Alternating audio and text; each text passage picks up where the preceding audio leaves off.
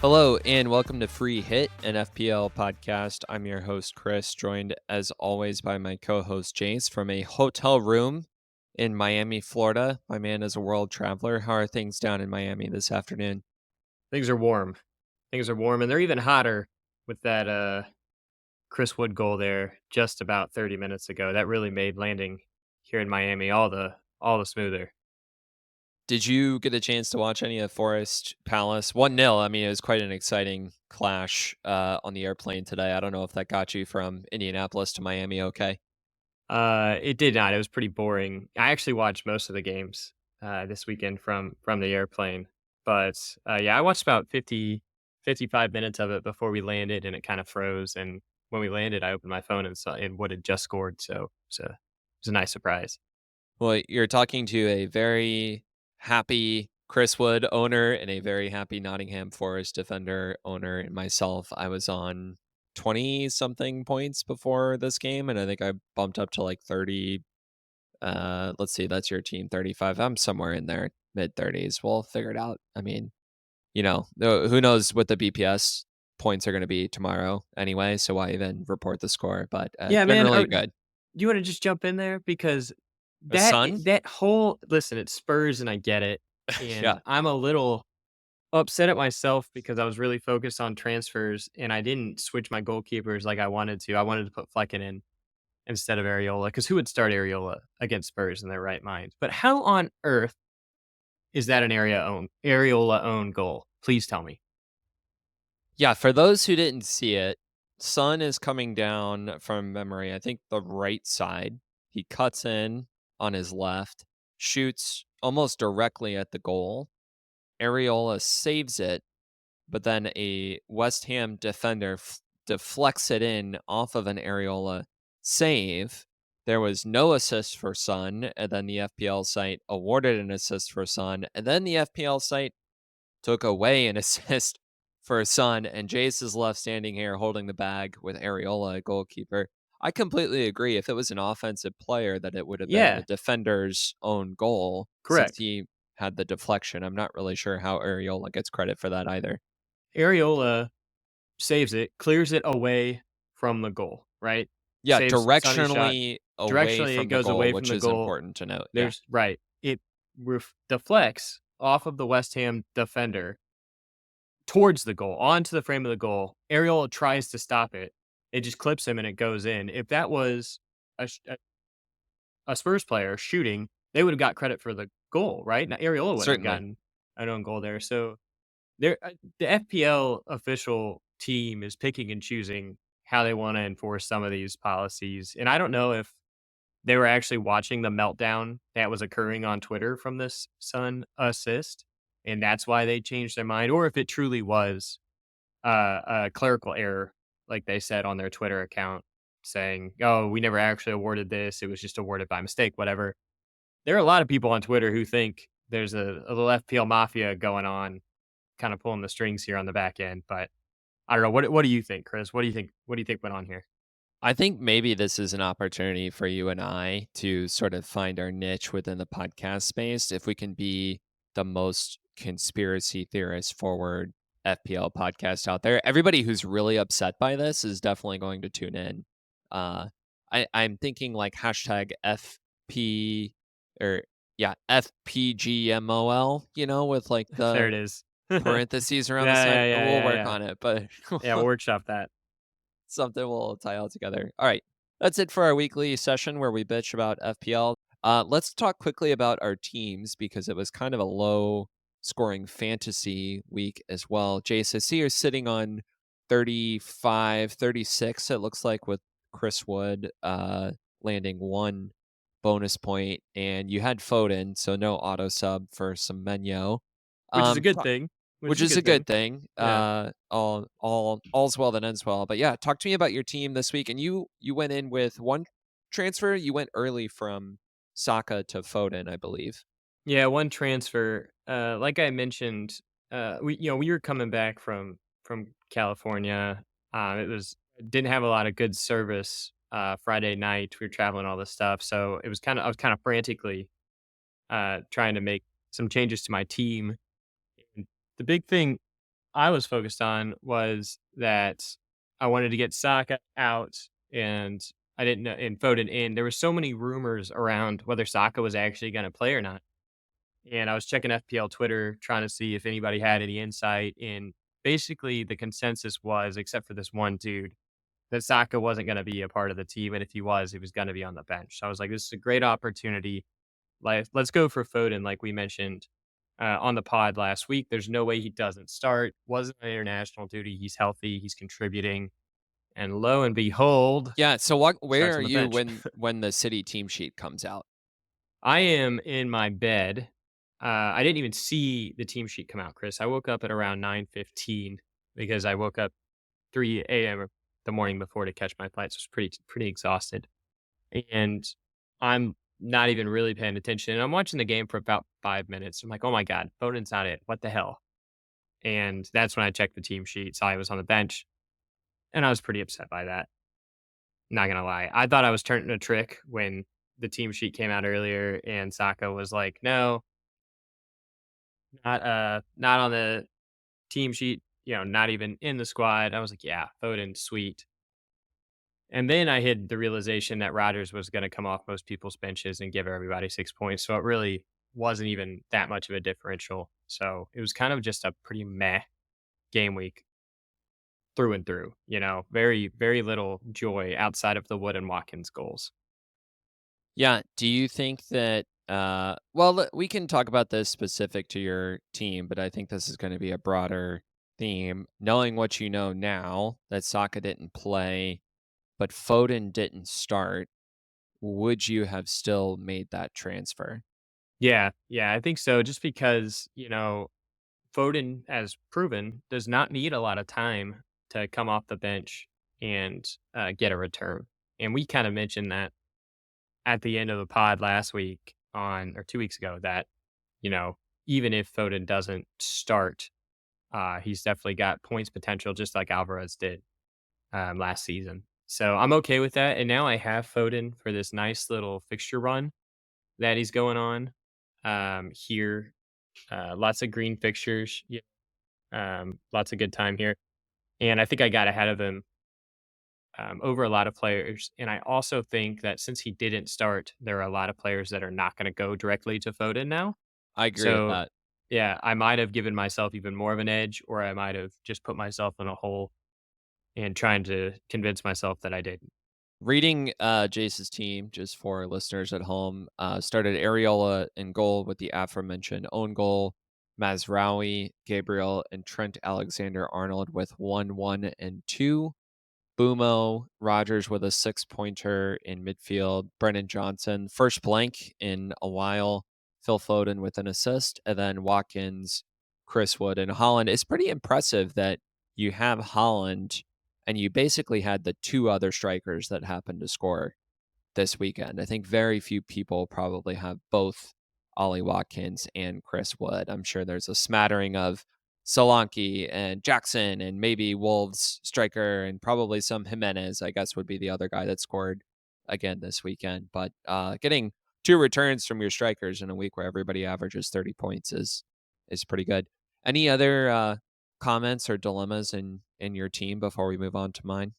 The big dilemma I have is Mazraoui didn't start and Greaves is out until next month. So I was a little disappointed with how that played out with United. They did give the goal away there at the stroke of halftime. So not really, that concerned, but he came off the bench and I'm just not really happy with my back line given how unreliable the Arsenal defenders have been in the clean sheet category. Yeah, This you're was the fucking fixture telling run. me. Holy I know, shit. I dude. mean, Yeah, you unreal. went for Raya. Yeah. I guess I'm okay with Gabrielle. The fixtures that they have coming up, Alexander Arnold got yanked. Didn't really ever get forward. Didn't really take any free kicks. Not really looking like the attractive option that we thought he was. No chances created Yeah, against Chelsea.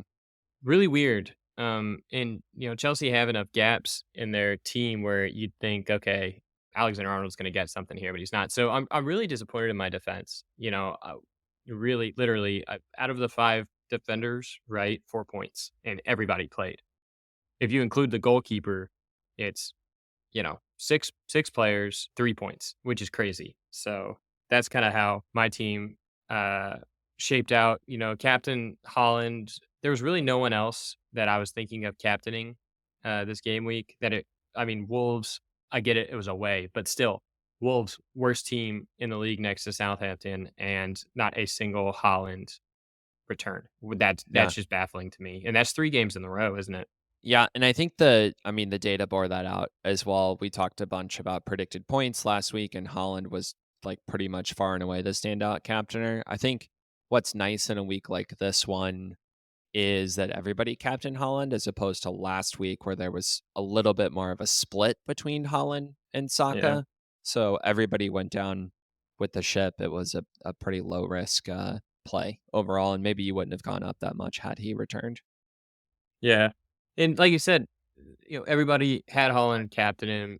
Everybody has at least one Arsenal defender, right? I think there were a lot of teams that got hit pretty hard this week in the Arsenal defense, Liverpool, Newcastle, Chelsea in their next 3 fixtures, right? So I think you're gonna see a lot of people's backlines shake up here in the next couple of game weeks. Yeah, I do want to talk about defense more broadly, kind of in our general discussion as well. But I'll flip over to my team, which is now sitting on 32 points. But after a Semenyo sub and a Chris Wood bonus point, I think I will be on 35. So you and I pretty much neck and neck this week. Gain 2 more Uh, points on you though. yeah, there you go. Slowly but surely. I Don't call me had Shirley. Raya in goal, Gabriel, Rico Lewis, and Aina. I've really got to learn how to say his name Yeah. for this podcast if he's going to be Especially in for my owning team. him. Yeah.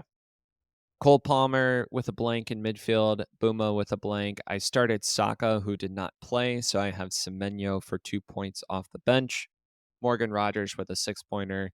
Calvert Lewin has as many points as one-on-ones he missed this week, which is 2.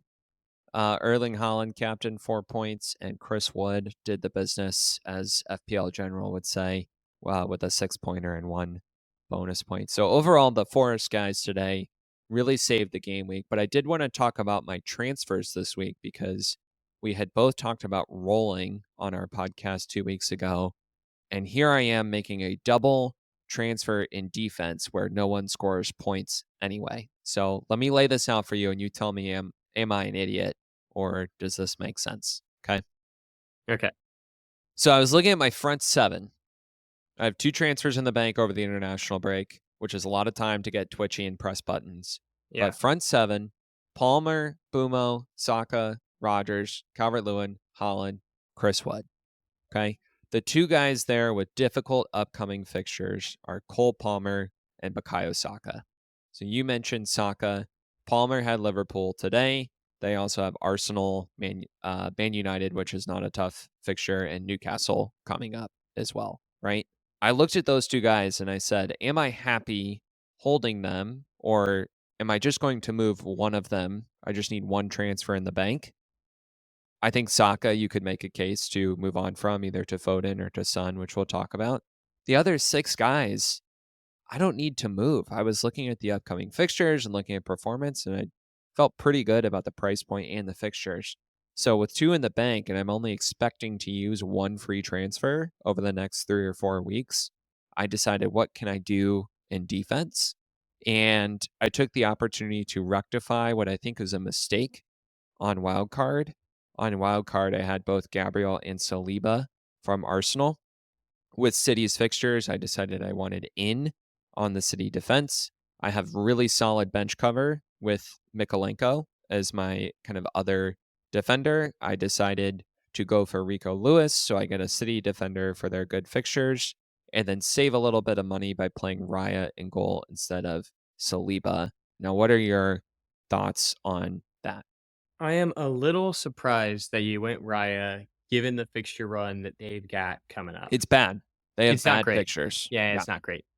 You can rotate him, which is fine, but it's just a little confusing to buy a keeper with a transfer and then sit him on the bench, right? So Raya's a great keeper. I think he pretty much proved that and all those double saves he's made. He's saved penalties, right? Like, I think he's a really quality Yep. keeper, but Arsenal have not proven they can keep a clean sheet. And obviously, you didn't know that, but even more so this week. This is their third red card that they've gotten this season, and it's only been 8 matches. So they're playing, 45% of the time with 10 men. That really doesn't bode well for the keeper. He's going to face a lot of shots, which is good, Sure. right? Get those save points. But if you knew how this match week was going to shake out, would you still make those transfers that you did? I think so. I really wish my wild card was different and then I could kind of sit on this. Like, for example, I was more worried about the forward line. Like Chris Wood Yeah. and DCL have good fixtures. DCL hasn't scored since game week 4, and you watch the games and he's getting in good positions and he's getting shots Yeah. and checking all the boxes except putting the ball in the back of the net. When you have the Wolves fixture turn upcoming, you have a guy like Cunha.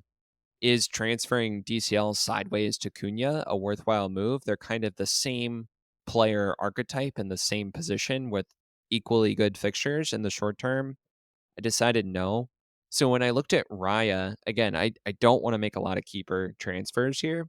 So they have home to Liverpool, away to Newcastle, away to Chelsea in their next three. I thought I'm expecting one clean sheet from those three matches. After that, the fixture run from game week 12 for Arsenal is quite good. They don't play Man City until game week 24. So they do have some semi difficult kind of fixtures in this entire window. But if we think about the big boys as Liverpool and City, yeah, they have Liverpool, but it's a home fixture this week. And then after that, they're free and clear for a long time. So for me, it's not a Raya purchase for this week. It is a double Arsenal defense purchase for game week 12 and onward. Yeah, I can see that. How many free transfers do you have now? I'm back to one. You're back to 1. Yeah, okay. So, if you were in a use it or lose it situation, I could totally buy, uh, that move. To me, with the fixtures coming up, I don't know that I would have gone for Raya like I did, but again, you had no idea how the match was gonna turn out, right? It's still a great picture on paper, and everybody in the fucking FPL world is just as baffled at how this has played out as we are, right? So I don't think you're a bozo by any stretch of the imagination, but with that fixture run coming up, it is concerning. But you've made your transfers. Next week, I think is going to be a little tricky with just the one in the bank now. You've got Saka, who's likely going to play, but do you want him to play in those next 3 fixtures? Right? Do you still want to go triple Arsenal with this fixture run? Are you going to plan on moving him on to someone else? What's the thought for this week now?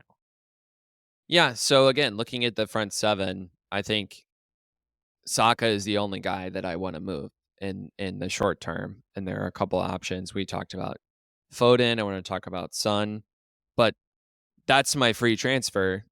And then I don't really need to use any other free transfers for at least 3 more weeks after that. Now, pending injury, pending DCL continuing to suck, right, as my budget forward. But I got him at 5.9. It's not like I'm expecting a whole lot in terms of points for that specific spot in Yeah. my team.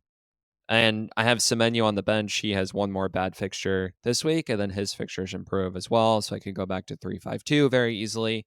Like I just with Mikolenko and Semenyo on the bench, I have a very deep team.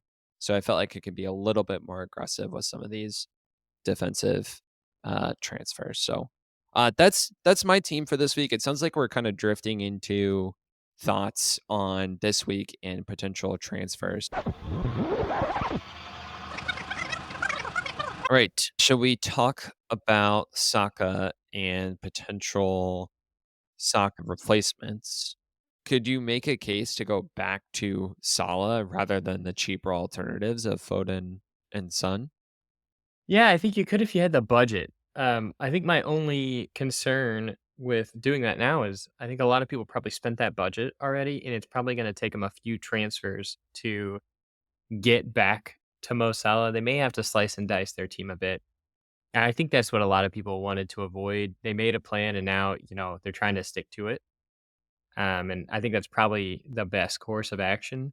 I don't know that we need to go sell all of our assets to bring in a Mo Salah, but if you've got the budget, I think you could easily put Salah next to a Foden or insert midfield option here, like Madison or even Sonny, given that he did finally return again.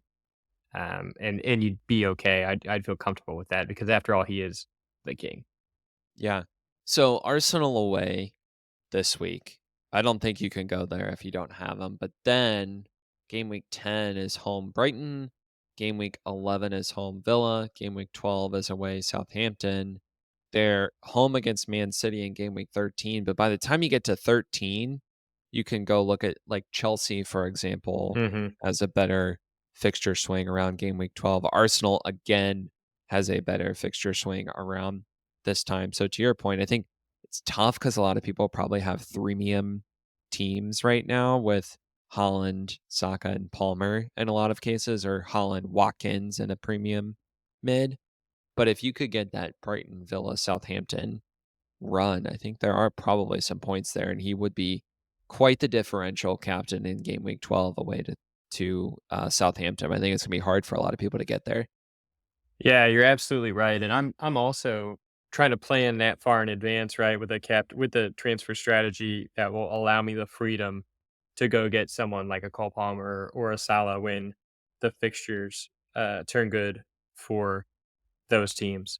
So it'll be a bit of a bob and a weave, but with all these extra free transfers that we have now, I feel like it's a lot easier now than it would have been in the past. I mean, I've been writing 3 free transfers for like the last Yeah. since the wild card, or even before the wild card. You know? Yeah. Yeah. Are you actually interested in this like Sala gambit, so to Yeah, speak? If you have three in the absolutely. bank, you're Yeah, looking at it. Okay. absolutely. I think Who do so. you who do you have to give up? Is it Uh, Watkins, right? yeah, Downgraded to somebody? yeah. So here's my current transfer strategy, Chris, and you can tell me where I've gone wrong here. But I was going to downgrade Mazraoui to 8 Nori, right? That gives me an extra point one in Yeah, the bank that makes perfect sense. if I move quick enough. Wolves have great fixtures moving forward, which we'll need to talk about those as potential options as well. And then it's downgrading Watkins to Sven Larson or Raul, right? And Wood to one of those as well. And that gives me enough money in the bank to go get Palmer without uh, having to be too specific on which midfielder I upgrade him to.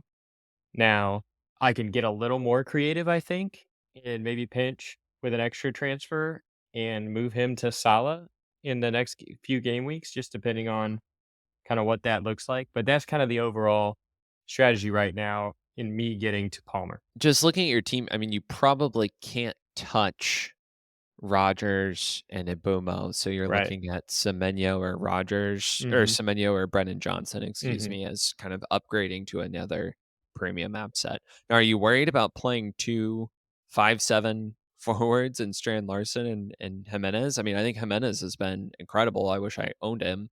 At the same time, Muniz is kind of always lurking in the shadow there. Like, does that give you any pause, or you feel like either way you can rotate those guys and be all set? No, I think I can rotate him and be all set. Jimenez's form has transcended just Wolves, right? He hit that incredible free kick against us in the friendly over the international break, and he's continuing to really, I think, play above his weight class right now. I mean, the way that he bossed those defenders in the match this game week and slotted the ball away, I mean, that's prime Jimenez. That's pre CTE Jimenez, right? So I think he's refound his form, and I think Sven Larson or Stan Larson, however, whatever Strand? I think Strand, Strand. Yeah, whatever, Strand Larson. is a cheap way to get into the Wolves attack. He's got 3 or 4 returns in the last several game weeks, so I'm not all that concerned, to be honest with you. And if Holland continues the downward trajectory, I can even see downgrading him and keeping Watkins and then pocketing that extra money to upgrade into a Salah or whatever. I'm not convinced. I mean, how long do you stick or twist with Holland, right? He's got a Southampton this game week, so obviously you don't want to sell him right now, and they've got 2 other great fixtures after that. So time will tell, but I think there's potential there. So my plan really is to, in the immediate future, Chris, to buy myself another game week, but that also buys me a week to see how the Wolves assets perform because if we recall last season, there was a huge move towards the Wolves Yeah, here assets, we are right, again. playing, and Yeah. here we are again. So I know it's a very different team, and the results have definitely been different. So I do think we need to dream check ourselves here and make sure we're before everybody goes and invests in the Wolves assets to make sure they're okay and comfortable with what could happen because I think they're definitely a worse team this year, right? And we saw what happened when people got a little too trigger happy last year. So, do you want to move to Wolves assets? See how that goes? Yeah, we can let's pause there on Wolves, and then I do wanna actually for Saka replacements talk about Foden and Son as well. But let's stick with Wolves while we're here because you're right, people are gonna have to make some trades to get some of these premium midfielders potentially. So, you've got 8 Nori in defense, who, as you pointed out, is 4.4. I think the other assets are Cunha, 6'5", and Strand Larson, 5'7", who you're already talking about. Like, those are the 3 guys for Yep. me. So maybe 8 Nori, we start there. I see him as a great 3rd to 4th defender. I would not downgrade one of your, like, premium guys. Like, if you're holding on to Gabriel or if you're holding on to Trent, this is not oh, 8 Nori has great fixtures, Gabriel to 8 Nori or Trent to 8 Nori. But I think if you have a underperforming 5.0 to 4.0 defender or Greaves is injured, for Right. example, you have some money in the bank, I Mhm. think structurally he slots in there and then you can kind of keep him through pretty much through Christmas, if I remember their fixture run correctly. Is that how you're seeing 8 Nori as well? Because he's very attacking, certainly, but their Wolves are so bad that he is not a world beater in defense, right? It's Right. all of these Exactly. defenders are kinda punty a little bit in my view. Yeah, I agree completely. I think it's a good time to get ahead, right? We talked last week about how going early on Foden was a differential, right? That didn't exactly pan out, but still, we had a good glimpse of what owning Foden could look like and how much of that a differential he is because he is under 10% owned. All of these Wolves assets are under 10% owned, and we saw what can happen when you play the meta. Like, you're well established in the game to take some chances here. Like you said, they're not going to be world beaters, but they're also not going to be people you have to tear your whole team apart to get to. Even, I like Larson because he's only 4 or 5, right? So that's huge value for the amount of returns you're getting. Or sorry, he's 5'5", and 5'7", I he's think. 5'7" Or now. did he go up? I don't. I'll I check. looked. Yeah, I looked He's earlier. 5 one of those, Yeah, mid-5s. yeah, I'll look. 5'5", 5'6", 5'7", whatever. Um, so either of those, I think you could really downgrade any of those positions, move laterally, and it's pretty safe. You like them for 2 weeks, great. If you don't want to keep them, you don't have to play them because they're enablers. Or that's your differential. I guarantee all of them are under 10% owned. So yeah, I think these Wolves assets have some merit to them. I certainly wouldn't go get all three, right? Like, not by any stretch of the imagination. And I think Cunha is probably too expensive at 6'5" to make a lot of sense, especially when you have a Wood who has great fixtures at a similar price point. I do think Cunha is worth the extra You think he's worth the extra million. million? Yeah.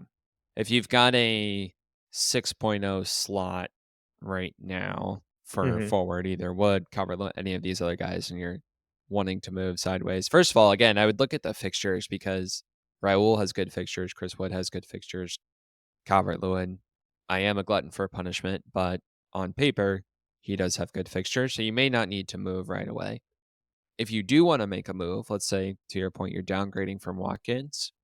Um, let me just look at the per 90s here because I think they're compelling season to date. So Wolves have not won a single game. However, Cunha is averaging 0.48 expected goal involvements per 90. Strand Larson, on the other hand, is averaging 0.28 expected goal involvements per 90. So he's basically putting up half the production of Cunha, and I think has been a sort of one shot, one goal merchant from the underlying data that I've seen. Right. He doesn't get that many shots for the amount of returns that he's had year to date. Okay. So you think Cunha is worth the extra million? It's I fine. do. Yeah. I think that hurts the move that we were talking about earlier. I think it's pretty tough to have that extra million and then still find a way to Salah and or Palmer if you don't have them already. It would be at least for me. So to me, I'm coming at it from more as Strand Larson is my only real option there to enable some of those other moves. And I'm Yeah. just hoping he keeps this form up. I think, like, again, I do think Strand Larson is a pick in FPL. It is Okay. very reasonable to go and get him.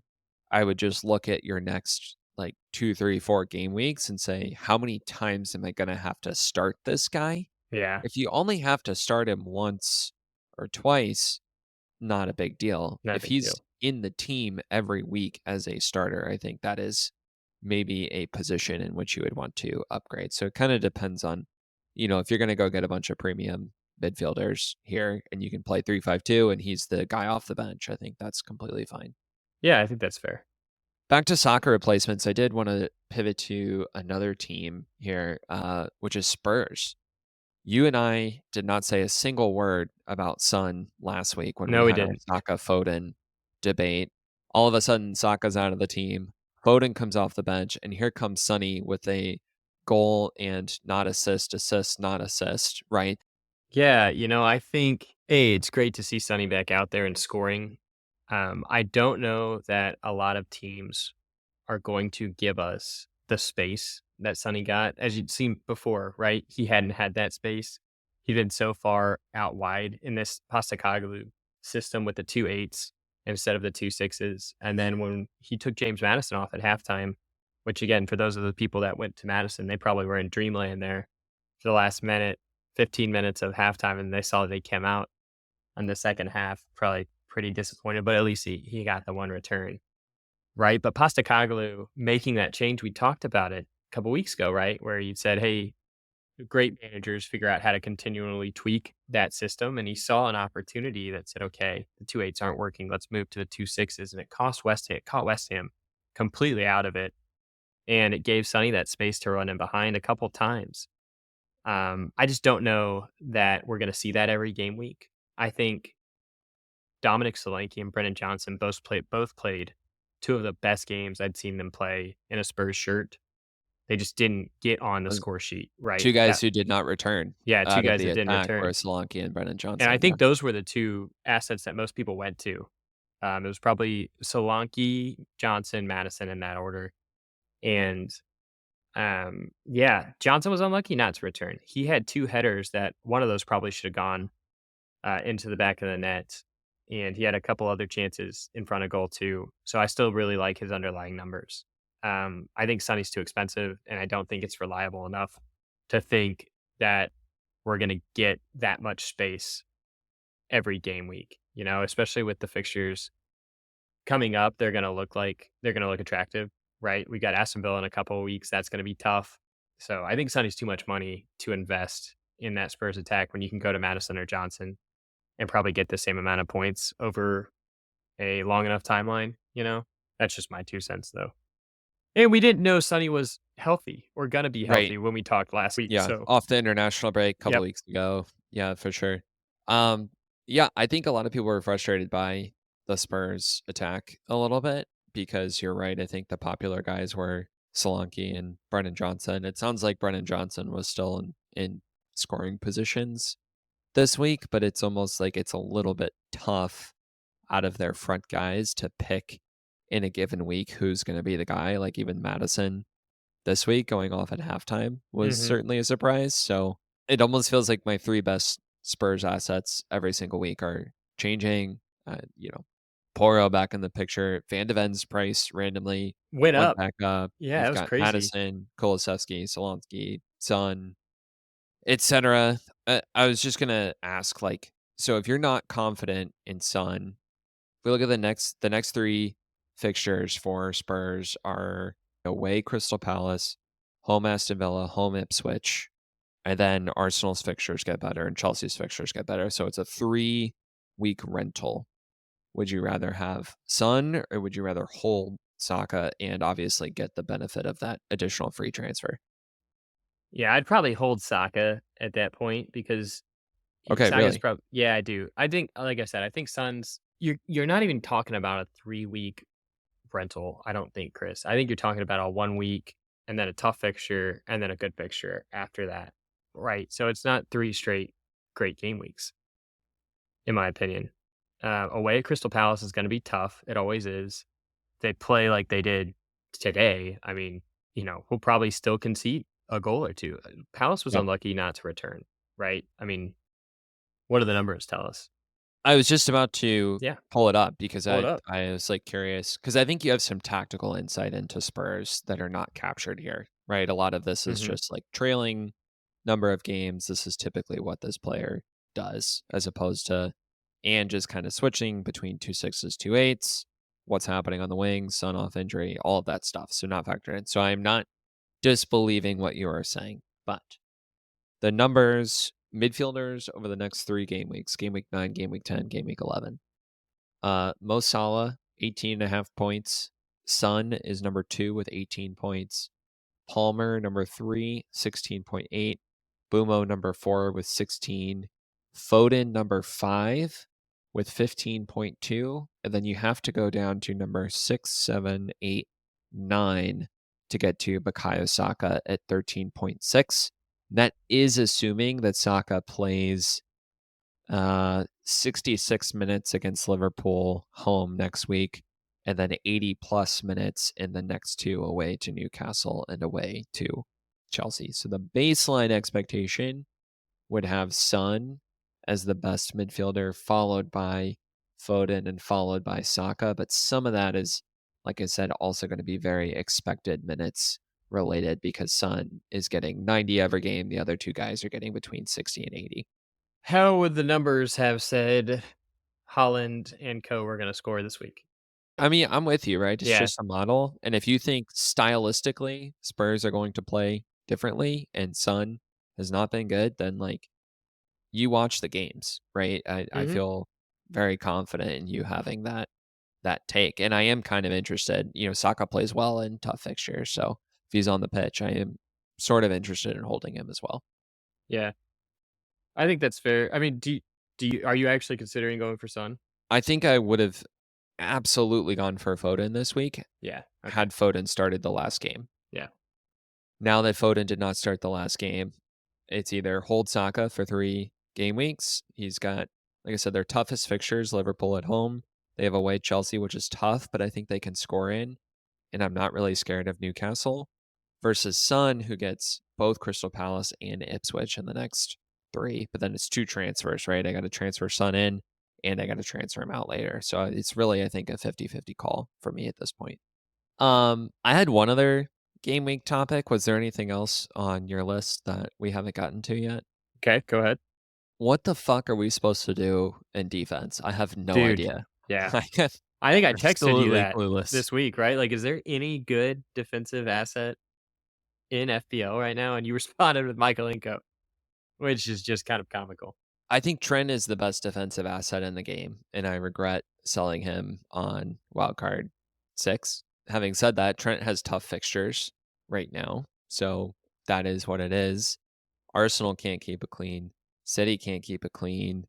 There's a few like 4 or 5 guys that'll clean 1 out of every 4 matches, maybe, right? Everton sort of rounding into form. You have the Yeah. Forest in there. You talk about Wolves, but almost like should I just have all 4 or 5 guys and not like I have a lot of money in defense if I have 2 Arsenal guys, and is it time to I sort of put a stake in the ground last week, but now I'm wondering like what the fuck is the point of having a 6.0 plus guy in defense? Yeah. I don't know. How are you feeling? You feel like you're gonna make a bunch of transfers in defense and get rid of these guys, or are you gonna hang in there for a little bit? Not this week. No, I talked about I need to move Mazraoui or uh Greaves on. So I'll make one transfer. I don't think I'll make multiple transfers though. I feel like the gut instinct here is to fire sell the Arsenal assets, right? And say, okay, this isn't working. Yeah, and that's when they're likely to get the next clean sheet, right? Is you like, okay, shit, I just sold them and now they decide to return. That stuff happens all the time in FPL, and that's why I think I'm gonna hold. But after next week, we talked about this strategy and downgrading a defender that's at 6.5, 7 to a 4, 5, or 5 is a great way to free up some budget to make some of those moves that we talked about, to where I could use the extra million to go for Cunha over Strand Larson. I mean, surely you're not thinking of moving Raya on. You'll probably stick to moving the defender on. No, I have to stick with him, but Okay. I just the way that my team is set up now. But, we talked about Salah a bunch, and especially this, like, next 3 to 4 game week run. If, like, Gabriel versus Eight Nori is the difference between Saka and Salah for 3 game weeks only, I don't know, man. Like, I think I would really consider that in a way that I would not have a week or 2 ago, given the defensive performances so far this season. And the Yeah. red cards have just been out of I control of me. I know, don't know man. how you can draw any sort of conclusions when there's been so many red card minutes. Like, it just doesn't tell you anything about these teams, you know? Yeah, I'm with you, dude. I mean, thank God you and I don't have Saliba, right? Well, I transferred him out. It was Yeah, a you double transferred move him with out. Saliba, Yeah. which was lucky as hell, Yeah. but You yeah. chose the right one. And yeah, you could kind of tell with Saliba that something wasn't right based on his international performance. I don't know if you watched the last French game, but I mean, he just straight tackled. He slipped, granted, but he tackled the guy for the penalty and gave that away. So you could tell just something was off with his form in my head. Um, but they're gonna have to figure out a way to play without him for the next 3 game weeks, and that's gonna have an effect on Raya, Gabrielle, right? Maybe a more beneficial one for Raya because he's gonna see more shots and make more saves. But I would imagine they concede in the next several game weeks without him.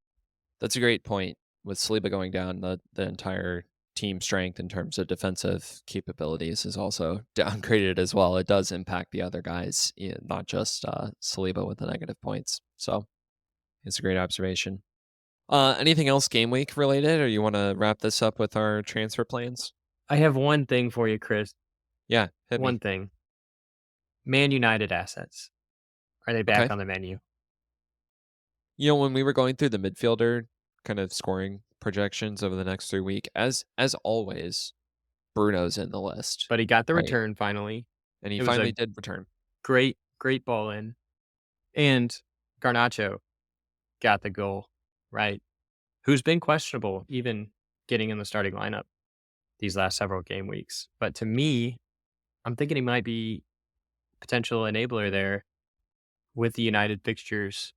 They're not the toughest fixtures in the world, but United also know how to make a mess out of a really easy fixture. So I'm just wondering if there's something we should be thinking about, or if Mm. this was might have been a fluke and we need to give it a few more game weeks before we finally dive in there. But could be some good differentials there because I don't see anybody going to United assets.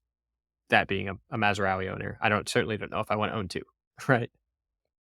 Yeah, so what's Mazraoui is just not starting. Yeah, I Is think he it was injury injured. related? Yeah, Okay. yeah, I think he was injured, and that led to him not starting. And then he came on towards the end, right?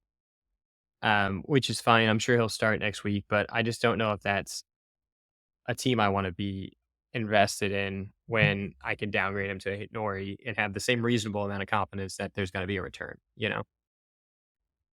Away West Ham game week 9, home Chelsea game week 10 is tough, Yeah. but then home Leicester City game week 11, away Ipswich in game week 12, and home to Everton in game week 13. So Yep.